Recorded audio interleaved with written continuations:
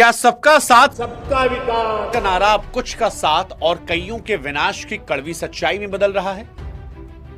वो नरेंद्र मोदी सरकार जो हर मंच से कह रही थी कि भैया एक रहेंगे तो सेफ रहेंगे। क्या उसने यूजीसी के नए नियमों के जरिए उस एक में से सामान्य वर्ग को अनसेफ कर दिया है?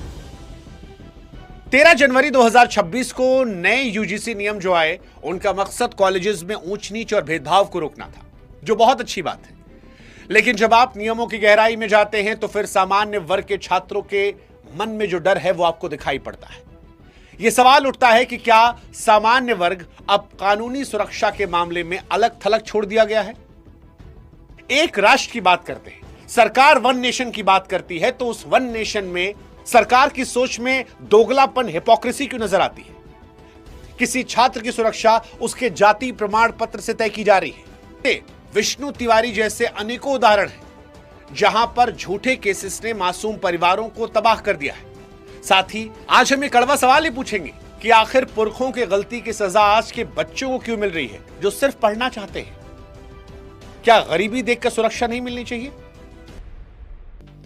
इन नियमों की गंभीरता समझने के लिए यह जानना जरूरी है कि सरकार ने क्या बदला है, क्योंकि सरकार ने केवल शब्दों का हेरफेर नहीं किया है बल्कि पूरी कानूनी दिशा का बदलाव है। 2023 की यूजीसी गाइडलाइंस में एक व्यापक और समावेशी नजरिया अपनाया गया था। उस दस्तावेज में स्पष्ट रूप से किसी भी छात्र के खिलाफ होने वाले भेदभाव को अपराध की श्रेणी में रखने की बात कही गई। उसका मतलब यह था कि न्याय का दरवाजा जो है वो सबके लिए खुला था।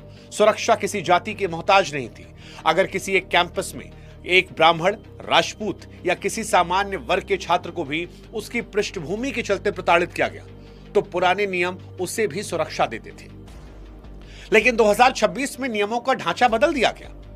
अब यूजीसी क्लॉज 3 को अगर आप ध्यान से देखेंगे तो यहां पर मैंडेटरी कॉम्प्लायंस यानी अनिवार्य रूप से लागू करने की बात बताई गई है। इसका मतलब यह है कि विश्वविद्यालय प्रशासन के पास कोई विकल्प नहीं बचा है। उन्हें बिना किसी प्रारंभिक जांच के केवल शिकायत के आधार पर त्वरित कार्रवाई करनी होगी। यह त्वरित कार्रवाई सस्पेंशन भी हो सकती है, वरना संस्थान की मान्यता या फंड पर खतरा आ सकता है। 2026 के नियमों में एनी कास्ट जैसे समावेशी शब्दों को हटाकर फोकस जो है वो केवल SC ST, OBC, women, PWD पर शिफ्ट कर दिया गया। असल में यूजीसी 2026 से क्लॉज 3 के अनुसार जातिगत भेदभाव केवल तभी माना जाएगा जब वो SC ST या OBC वर्ग के खिलाफ हो। यानी अगर जनरल कैटेगरी का छात्र अपनी जाति की वजह से प्रताड़ित होता है तो इन नियमों के तहत उसे तकनीकी रूप से पीड़ित माना ही नहीं जाएगा।